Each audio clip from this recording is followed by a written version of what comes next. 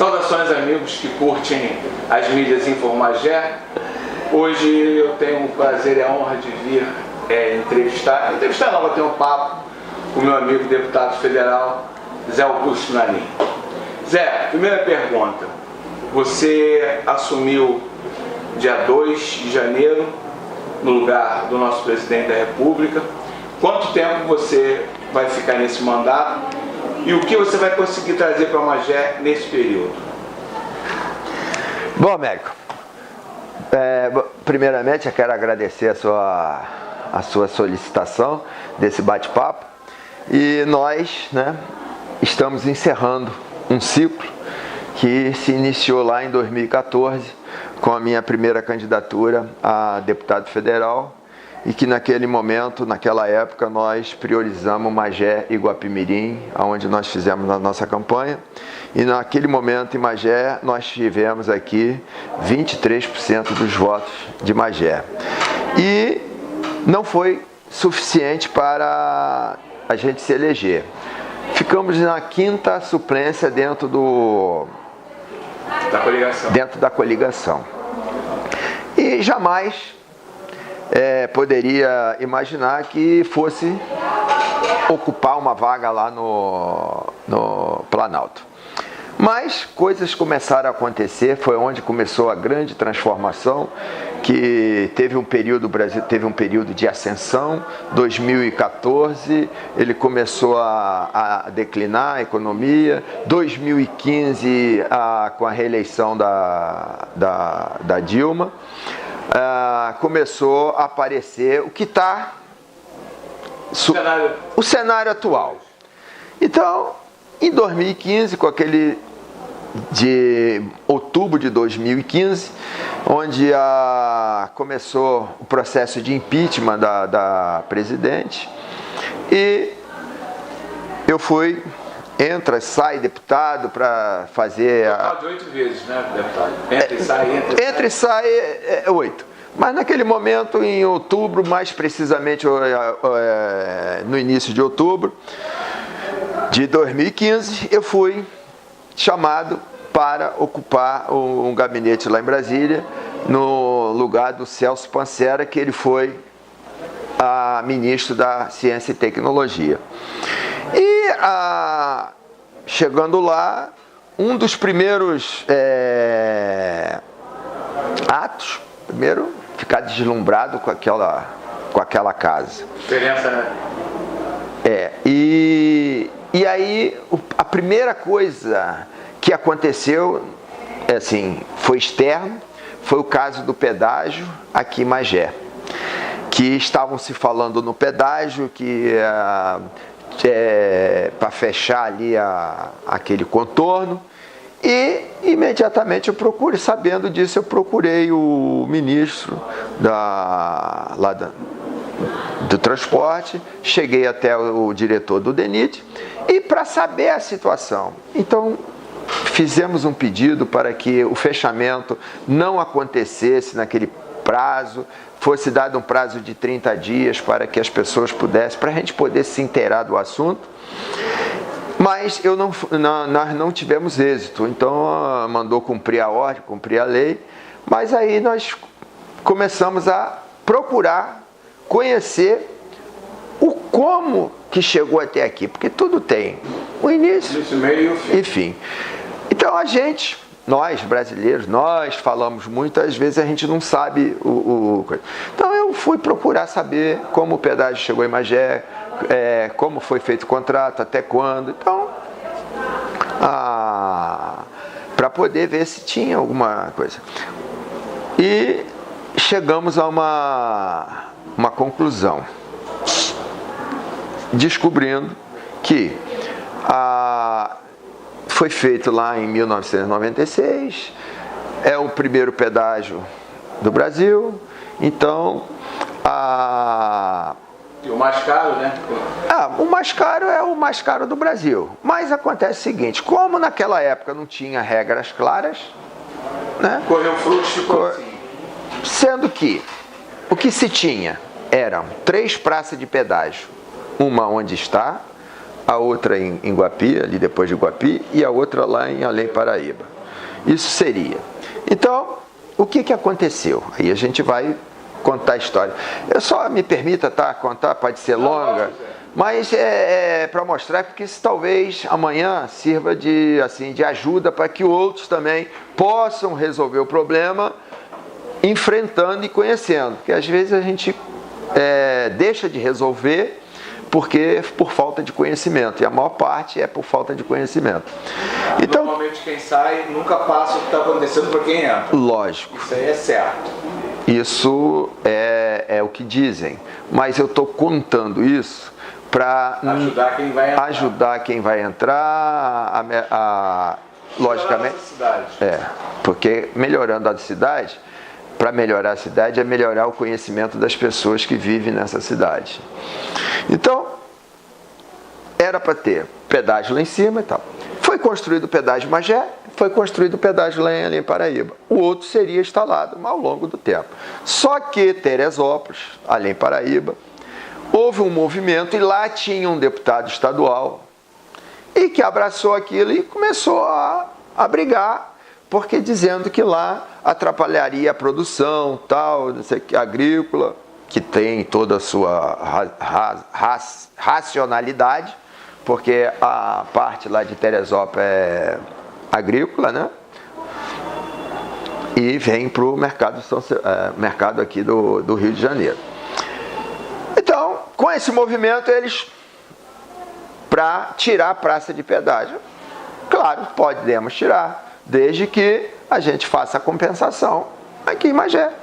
E foi aonde foi criada a praça ali, as praças auxiliares, sendo que poderia ter feito isso, claro, mas se Magé na época tivesse pessoas deputados que brigassem, que representassem a cidade, o que faria? Perfeitamente, será colocado aqui, mas os moradores do entorno terão isenção. Assim como foi feito muito tempo depois. Deu 50% para Magé, para Piabetá, para Mauá. Os moradores todos que se cadastrarem têm 50%.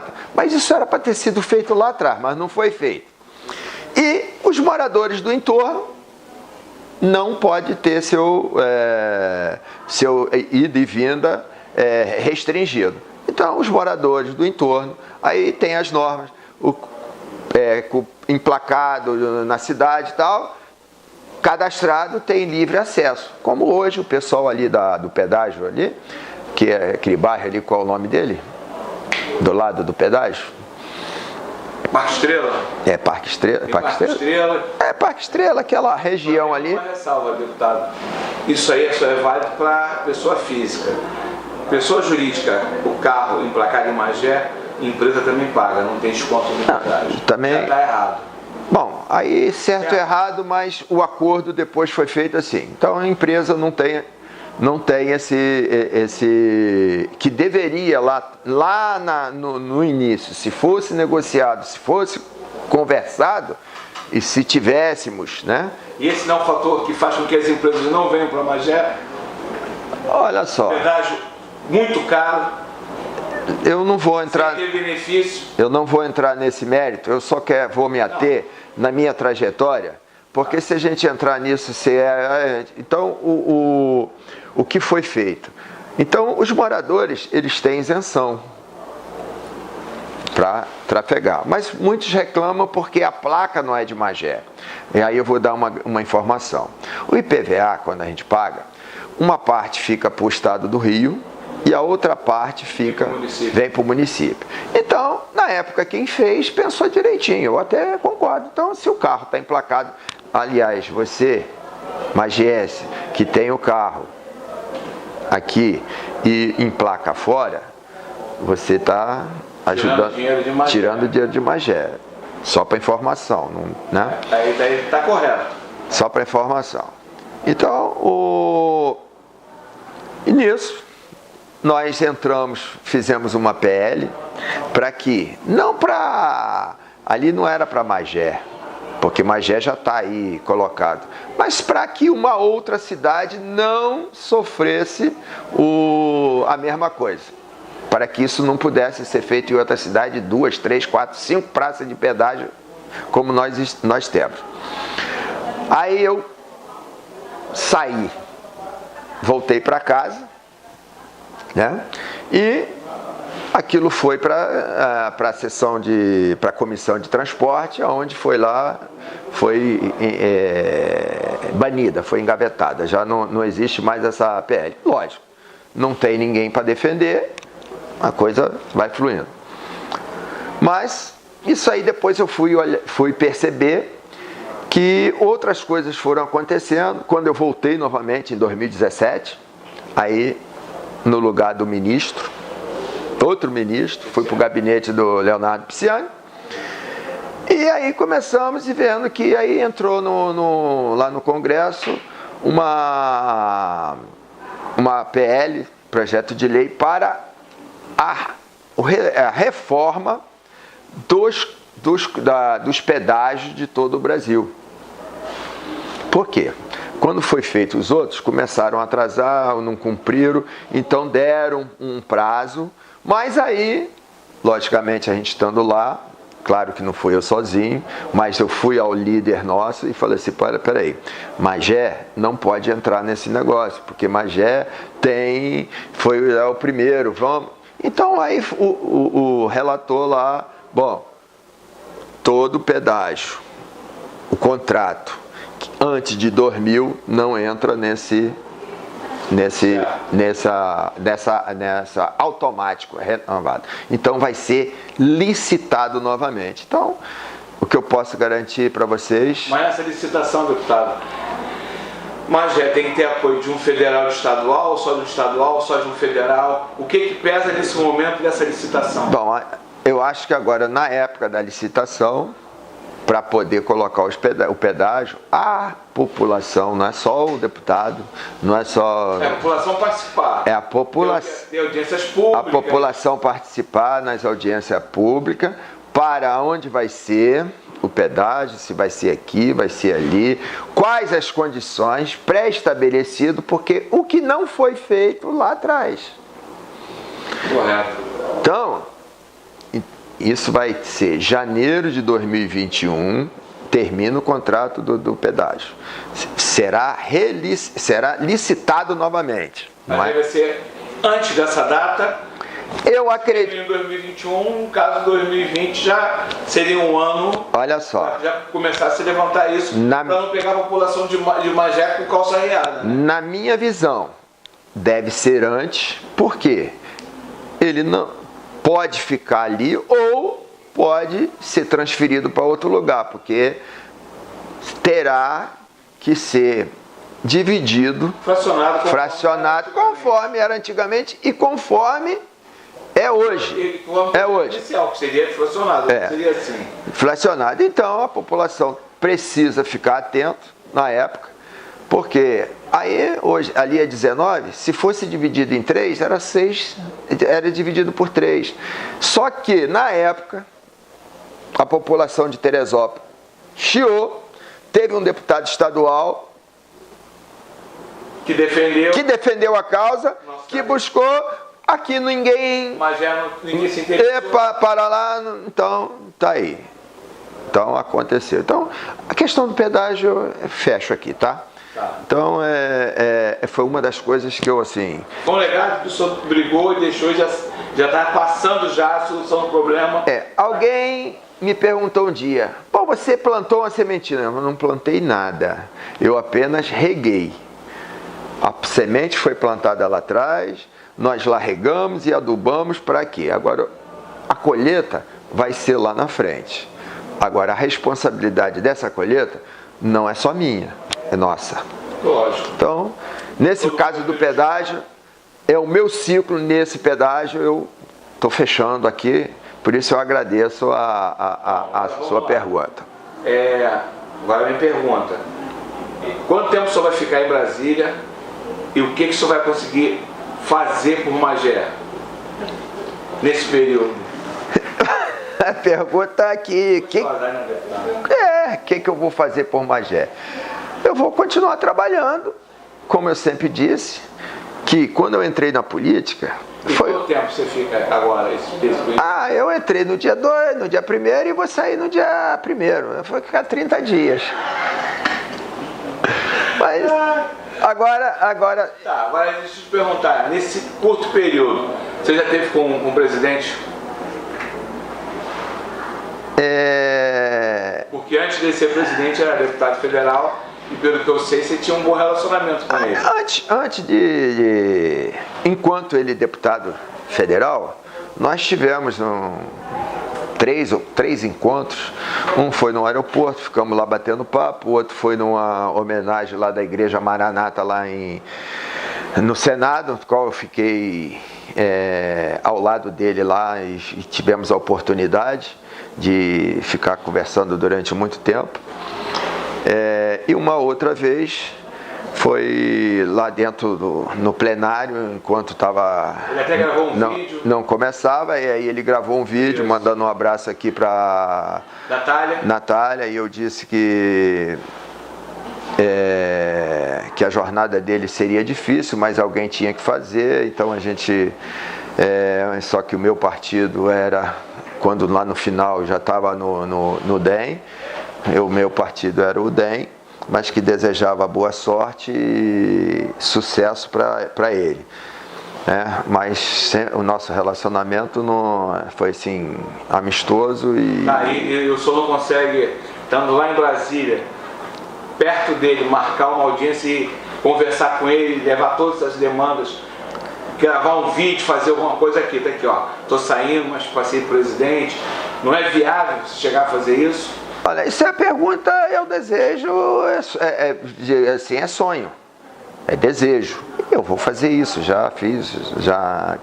Agora, eu vou entender também, porque o momento tem coisas mais importantes para que ele resolva. Se ele tiver lá um tempinho na agenda dele, com certeza já fiz o pedido, mas não assim, não posso afirmar se vai atender ou não. Mas se não atender, eu vou entender, porque o momento é muito agitado. E aí você pode me perguntar, o que você vai pedir para ele? É isso? Isso. Olha, a única coisa que eu vou pedir para ele, para cuidar da 493. Em relação a 493, o senhor sempre falava que a verba estava lá, faltava um deputado movimentar para poder acabar essa obra. Essa obra hoje, né, causa um grande transtorno devido à má condição da estrada, acidentes, né, arrastões. Aí eu lhe pergunto, esse período que o senhor vai ficar lá, o senhor vai conseguir alguma coisa em relação a 493? Porque assim, a minha visão, o senhor vai me perdoar, mas é meu ponto de vista. Eu como jornalista, eu vi que a bancada do DEM, o senhor saiu em abril e o Rodrigo tinha um compromisso, ele era o presidente da casa, e o que eu vi foi que a bancada do DEM ela não se movimentou para lhe ajudar na liberação desse dinheiro e na conclusão dessa obra. Esse é o meu ponto de vista como jornalista. Eu acho que se houvesse o interesse do DEM, dos deputados que estão lá, com certeza essa obra seria tocada, mesmo o senhor não estando lá em Brasília. Mas agora, o senhor acha que o senhor, nesse curto período, consegue fazer alguma coisa na liberação desse dinheiro para poder acabar com esse problema aqui em Magé? Bom, 493. 493, quando eu entrei lá também em outubro, foi a segunda demanda que eu tive essa percepção. Por quê? Nesse período de outubro, começa a haver as emendas impositivas de bancada para o ano seguinte. Eu fui participar da reunião lá da bancada do Estado do Rio de Janeiro, no qual o presidente é o Hugo Leal. Na época era o Hugo Leal, ainda continua. É o líder da bancada. E aí eu estava conversando, cheguei mais cedo e comecei a perguntar como é que funcionava. E ele me mostrou que existe uma verba destinada para a bancada do Rio de Janeiro, como dos outros estados, e que priorizam saúde, educação, transporte, construção de rodovia, e verba para o hospital tal, federal. E aí eu fui olhando, e quando eu vi lá, tinha uma verba para rodovia.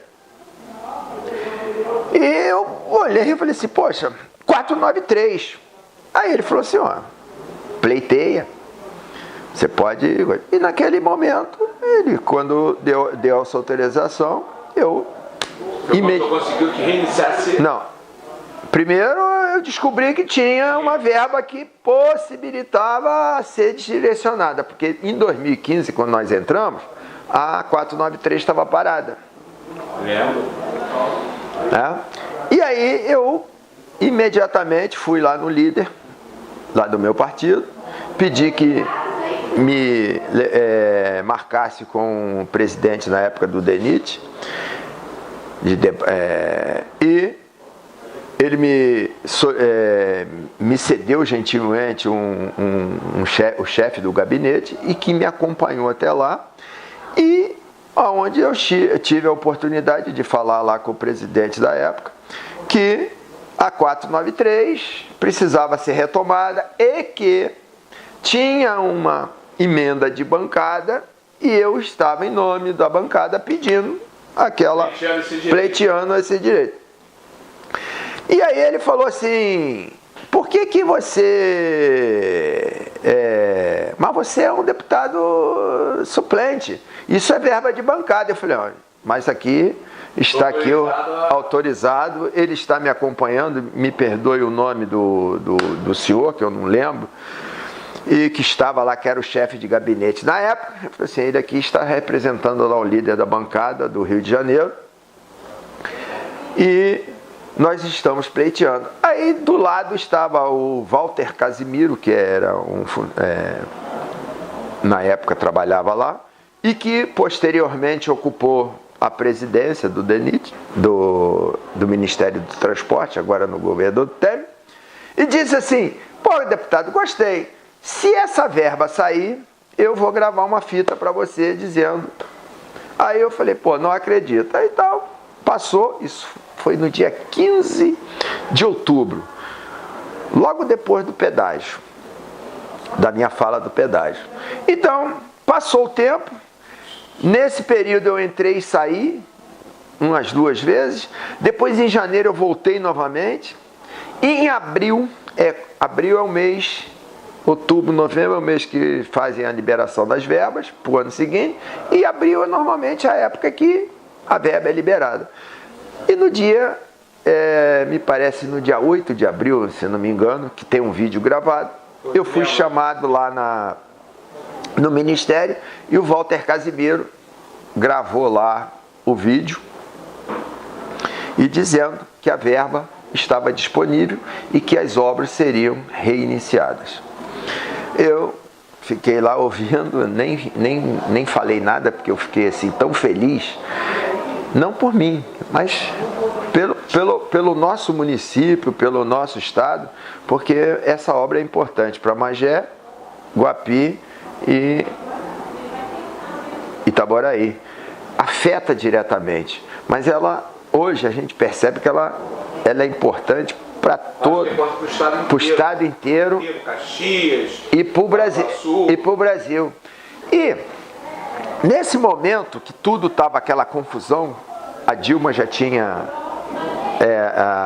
eu estava em abril, eu voltei novamente para casa, porque a Dilma foi destituída do poder, entrou o Temer, o ministro perdeu o cargo, ele voltou para o gabinete dele e eu voltei para casa. Faz parte do jogo. Mas essa verba já foi liberada. E aí, naquele ano de 2016, Foi o que aconteceu. A obra, aí eu descobri que tinha lá o dinheiro das pontes que estava lá, foi feita as pontes junto, porque uma grande parte, era 10 milhões da ponte e mais 30 da coisa. Onde foi aproveitado o quê? Aterramento, e foi dado Sendo que, aí olha, no final de 2016 eu não estava lá. Não estando... Entra, sai, foi o que prejudicou muito mais ainda, deputado. Não prejudicou não, eu acho que foi um aprendizado, eu acho que foi assim, esse entra e sai para mim foi um aprendizado grande e um aprendizado para a cidade e para os moradores da cidade que no futuro possam decidir melhor, porque a maioria das pessoas não sabe como funciona, então é fundamental que as pessoas comecem a ver como funciona para poder fazer uma análise melhor. E por isso que eu estou muito tranquilo nesse fechamento desse ciclo lá em Brasília. E muito tranquilamente eu estou assumindo esse mês justamente para tentar fechar esse ciclo e levar ao presidente, ao órgão que agora o ministério foi fundido com outro, para levar e mostrar qual a importância do término dessa obra. Então, se eu puder falar isso pessoalmente com ele, vai ser de grande, eu vou ficar muito feliz, mas se eu não puder, eu vou entender, mas eu vou deixar o meu trabalho, assim, completar o meu trabalho. Então, por isso que eu assumi esse mês lá em Brasília, porque sem o mandato você não tem como... Não tem acesso, não tem como chegar... Não tem como fazer mandar o ofício, né? Você tem que ter a senha, então eu espero que é isso que aconteça. E tem outras coisas. Mas eu vou dizer, a 493 ela chegou colocada lá no Temer, no projeto Avançar, que hoje uma das minhas falas, eu sempre batalhei, porque as obras paradas, é só recomeçar todas, ou parte delas, a gente já começa a melhorar o nível de empregabilidade. Mas foi o que eu te perguntei, mas por que a bancada do DEM não se uniu, ou a bancada do Estado do Rio de Janeiro, a quantidade de deputados federais não se uniu para tentar liberar logo? Porque agora que virou escândalo, que saiu na RJ, que saiu na Record, está saindo em tudo que é lugar, agora eu estou vendo o interesse deles em querer tocar a obra. Por que naquela época, no ano passado, não houve esse interesse? Foi preciso ter arrastão, foi preciso ter acidente, foi preciso morrer gente. Aí é que os políticos vão se tocar e tem que fazer alguma coisa. É isso que incomoda, entendeu, deputado, a população. Essa inércia. Se está lá dentro, se sabe do problema, se soltou dos cariocas, por que não fazem? Porque espera arrombar a porta para depois botar o cadeado, entendeu, deputado? Isso é uma opinião, respeito a sua opinião, mas eu não vejo isso como falta de interesse da bancada do DEM. Não, a bancada do Estado todo. Né? Aí... vamos generalizar. Do DEM, porque quando eu falo DEM, o Rodrigo é o presidente. Né? Ele é o presidente. Mas aí eu quero deixar claro para você que naquela época eu não era do DEM. Eu era do... Mas em abril só era do DEM. Só desse ano. Desse ano, então. Só do ano de agora, do ano de 2017. Mas a verba estava parada? De 2017. A verba estava parada. Só... O Rodrigo sabia da necessidade. Entendeu? É assim. Só que aí não depende do Rodrigo. Que a destinação da verba, ela é destinada em outubro, novembro. De 2017, de 2016. Eu não estava lá. Isso não Mas agora, vai ter como liberar essa verba? Não sei, porque Para esse ano, para o ano que vem, eu tenho certeza que não. Para esse ano, não. Por quê? O ano passado, no final, eu não estava lá. Então, não... E ninguém se preocupou em fazer. Só que eu entendo, por isso, que é o meu único pedido que eu vou fazer para o presidente. Porque é ele, essa obra é muito mais... Ela não se faz com emenda de bancada. Ela precisa de mais recursos, ela precisa de recurso próprio. Naquela época que eu estava lá, então foi um atendimento, foi de consenso, doutor. Mas aquilo foi para não deixar a coisa ficar paralisada. Agora, para essa obra terminar, ela precisa muito mais do que uma emenda de bancada. Então, por isso que é importante, eu vou pedir ao presidente, a fazer esse apelo ao presidente, ao Ministério, para que ela tenha a sua verba orçamentária dotada diretamente para que ela possa ser terminada. Tá, o senhor pegou período Dilma, período Temer e agora está pegando o início do período Bolsonaro. O senhor sente diferença em Brasília? Os ares de Brasília hoje, qual é a sua opinião? Olha só, durante muito tempo eu quis entrar na política partidária, participar de uma eleição, mas sempre tive assim um receio e demorei muito. E em 2014 eu entrei e falei, eu vou me candidatar, vou fazer em Magé, vou fazer só em Guapi, aqui, porque eu só queria participar, entender, ver como é que funciona, sentir, ir para a rua, poder falar as coisas, né? E eu brincava na época, olha, se eu entrar, nós vamos mudar tudo aquilo lá, mas eu falava aquilo assim, sem saber o que estava falando. Porque não tinha... Mas na empolgação, né, deputado? É empolgação. Mas aí depois eu falei assim, poxa, mas era para mudar, mas não tanto. Então eu passei num mandato que mudou a presidente, né? Caiu a presidente. Caiu a Dilma. Entrou o Temer. Caiu o presidente da Câmara. Entrou o Temer. Então, coisas que as pessoas falam, isso nunca vai acontecer, e começou a acontecer. Escândalo em cima de escândalos. Então, foi uma experiência muito grande. Essa convivência, né? Por isso, eu entrei lá, porque era um conjunto de coligação, e quem foi o puxador de voto foi o atual presidente, né? E hoje, se eu estou lá nesse finalzinho de mandato, graças à votação que ele e outros tiveram, né? Que aí me puxaram. Então eu participei daquela movimentação política para tirar a Dilma.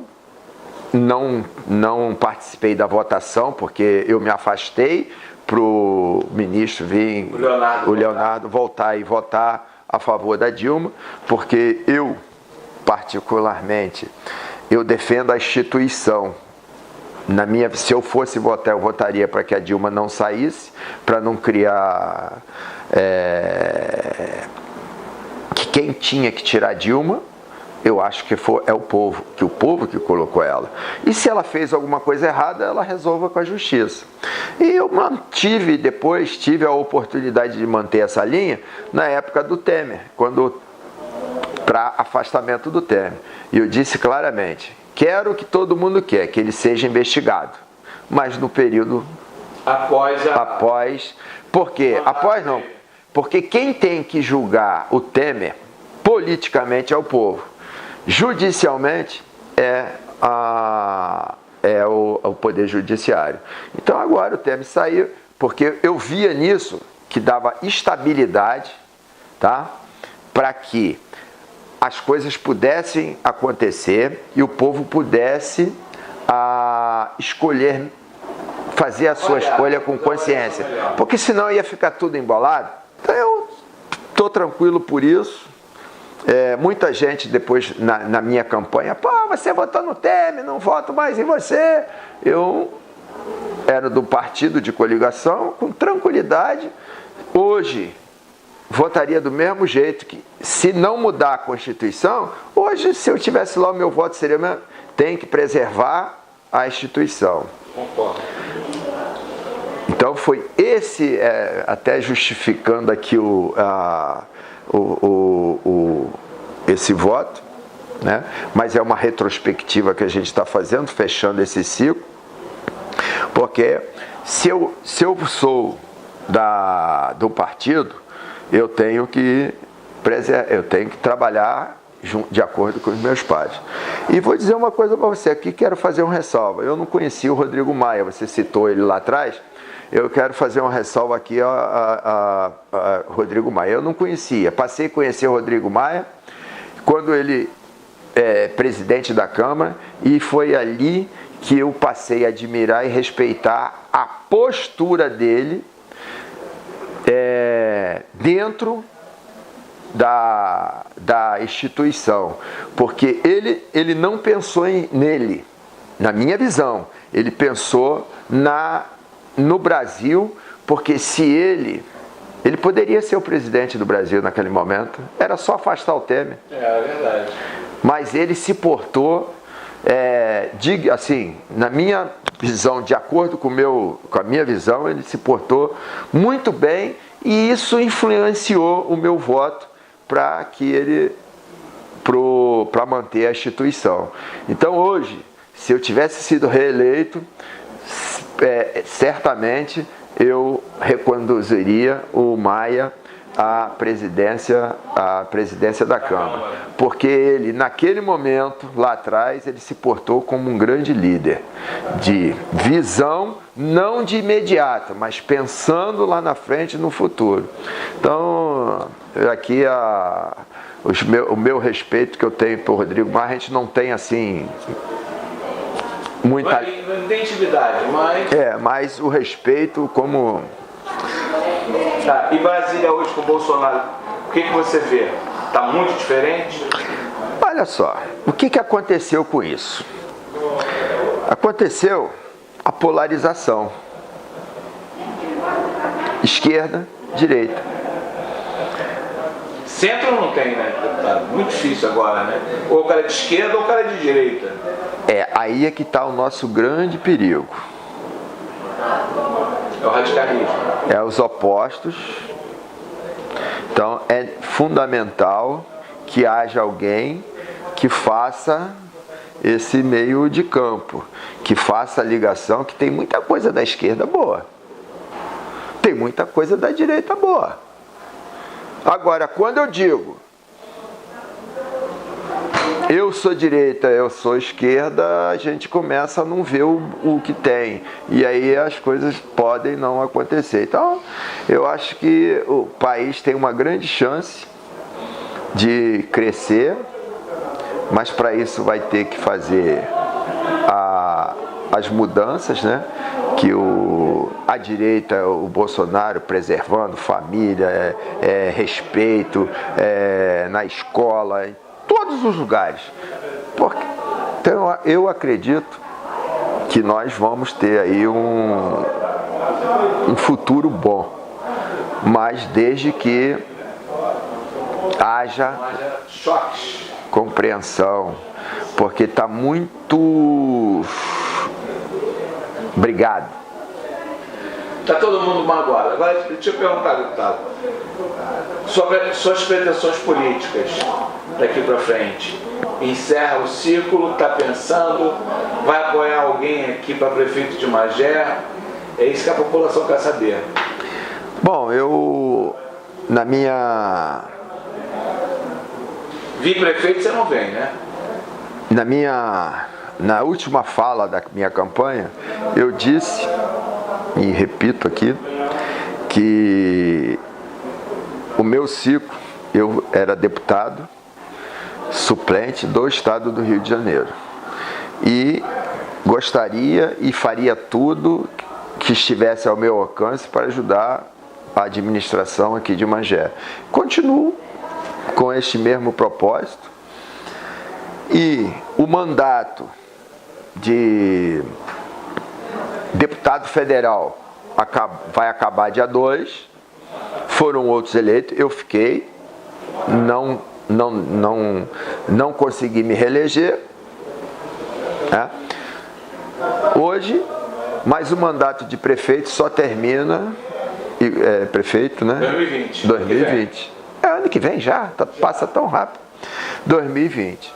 Então, eu desejo e vou continuar que tiver o que eu puder fazer para ajudar a cidade, porque aqui eu moro, aqui eu vivo, aqui eu tenho a minha família, e eu adoro essa cidade, a terceira cidade mais antiga do país, né? E que precisa ser olhada com grande carinho, com grande respeito, né? Por todos nós. Eu estou encerrando o meu ciclo de deputado federal no dia 2 de fevereiro. E coloquei mandei mensagem para as pessoas, né, uma foto minha, a minha filhinha, Maria Augusta, a minha neta, Olívia, e os meus 2 netos, o Bento e o Pedro, com a foto, eu com eles. Então, a minha política, nesse momento, está voltada para eles, para minha família, né? Amanhã é amanhã. Hoje é o momento que a gente está vivendo. Entendi. Então, amanhã você pode mudar de ideia, vir prefeito, apoiar alguém, já que você ama tanto Magé, nada é impossível, certo? Tudo é possível, mas às vezes a gente tem que perceber aonde você pode ajudar mais ou menos. Então, de repente, o que eu faço, o que eu sempre fiz, o que eu gosto de fazer, de repente é melhor. Mas está aberto, né? A vida nos reserva várias... São etapas que a gente passa. Várias coisas. Mas o meu sonho, minha coisa seria, né, no caso, me reeleger deputado federal. Isso me deixou muito triste, mas a gente entende o seguinte, poxa, é o eleitor que escolhe, é o povo. Então, e aí a gente precisa respeitar. E hoje eu estou assim, saí daquela tristeza. Hoje estou com tranquilidade, quero agradecer a todos que votaram em mim, a todos que me ajudaram, até aqueles que não votaram em mim, que de repente, naquele momento eu fiquei triste, mas de repente vocês me ajudaram. De repente vocês estão vendo um futuro melhor para mim. Então, eu agradeço a todos essa oportunidade, né? Estamos aí, eu acho que tem muita coisa para acontecer. Tem o presidente, né? Tem muitas demandas e eu acredito que as coisas vão acontecer. Mas vou dizer uma coisa para você: se você não fizer nada, nada vai mudar. Então eu tô,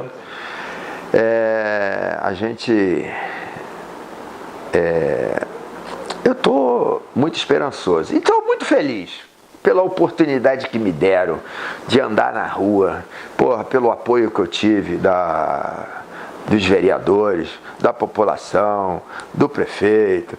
Quero agradecer aqui o vice-prefeito Vando Família, que nós andamos, que se elegeu deputado estadual. Quero desejar a ele um bom mandato.